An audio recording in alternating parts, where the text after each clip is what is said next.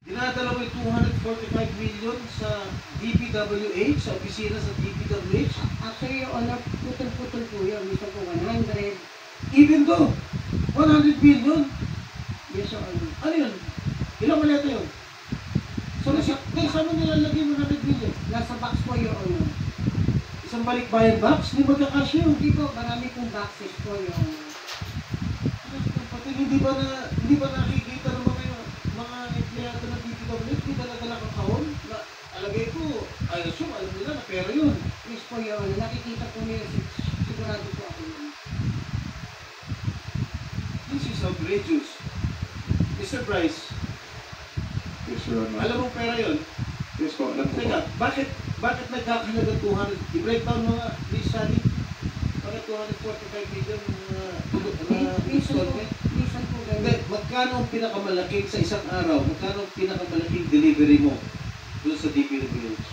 Hindi po kasi pare-parehas, Your Honor. Eh, yung pinakamalaki lang. Gusto mo lang. Sandali lang, para medyo linawin, Senator Jingo. Ilang projects bang pinag-uusapan natin dito? Actually po, marami po yun. Hindi nga, bigyan mo kami ng estimate lang. Ilang projects bang pinag-uusapan? Gusto po kasi nakakakonekta na po sila ng 20%, 80%.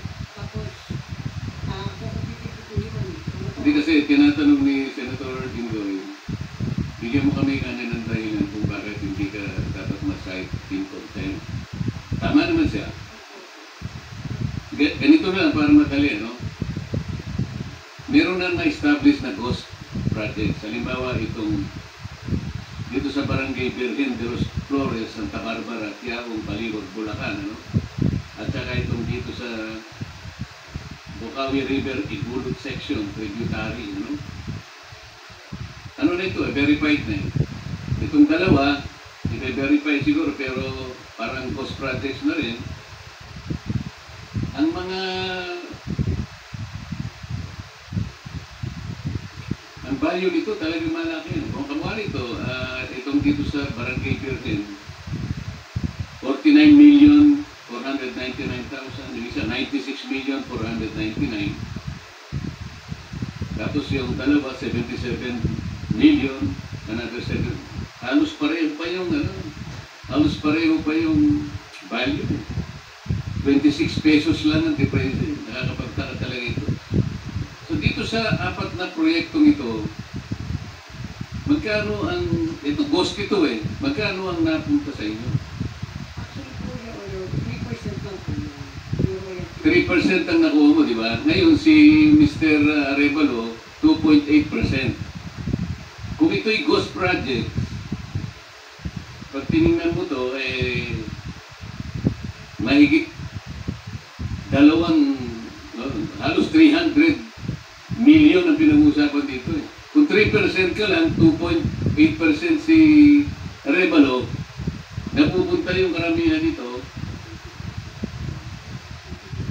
Kanino napupunta? Senator Jingo, ikaw na.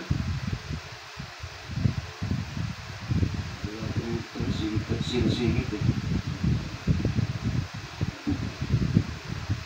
Bumabawi ka talaga. Hindi, pero importante yung direksyon niya. Kailangan malaman kanino napunta talaga yung pera. Sige, boss. Tanong ko kanina, ano yung pinakamalaking amount na deliver mo sa isang araw sa DPWH? Ang alam ko po is nasa 240. Sa isang araw? Saan mo putol-putol yan? Pwede po. Pwede ko po makuha yung Hindi. Siyempre, alam mo na rin, 240 million sa isang araw na nakapag-deliver ka. minsan po kasi, putol-putol. Minsan na 145. Tapos So, 100. ibig mo sabihin, it's more than 240 million. Am I right? Am I correct? Yes po. So, in totality, magkano na-deliver mo? DPWH. Actually po, aawasin ko lang. Just give me a ballpark figure. Kasi, siyempre sumusulat ka, ito para kay Bryce, etc. Siyempre, may record ka na. Posible na wala ka record. Laki ang halaga niyan. So, in totality, magkano yung na-deliver mo? Kasi po, depende po yung dun sa minsan po, sa pag-project, pag-project lang po yun. Tapos aawasin ko po yung Hindi, sinabi mo kasi, you delivered 245 million in one day. Yes, Your Honor. Ilang boxes yun? Marami po. Ano yung balikbayan box? Hindi po. Mga boxes lang po ng mga noodles, mga gano'n, wrappers, po. Yung mga dalawang daang kahon din kung Actually po, Your Honor, yung sa 245, pinahati ko lang kasi hindi mo pwede yung isang bulto. Isa na wala, yung sa 245, 100, tapos susunod na mga araw, 445.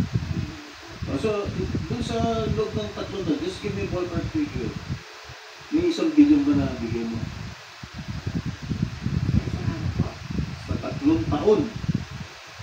From 2022 to 20, as we speak. Meron naman po siguro. Meron naman po. Wow. 1 billion. Pag po pinagsama-sama po yung ano. Pag pinagsama-sama po yung collection po. Yan na. So, lahat yun nabigay mo kay Bryce. Yes, Your Honor.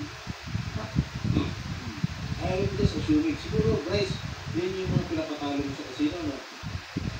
Your Honor, kaya pa ako sabi ko kanina, ang nagpapalaro po sa amin na yung boss ko, pera niya po ginagamit. I'm not defending Mr. Alcantara, no? It's common sense lang. Common sense lang. Bakit niya mayroon ng pera siya para bigyan? Your Honor, dumating po kasi yung time ng 2023 na nanalo po kami ng malaki sa Resorts World. Kaya po, tama po yung sinabi nyo, naban po kami doon, kaya lumipat po kami. Sa Philippines pa. Sa Soler po. Bakit kayo naban ulit?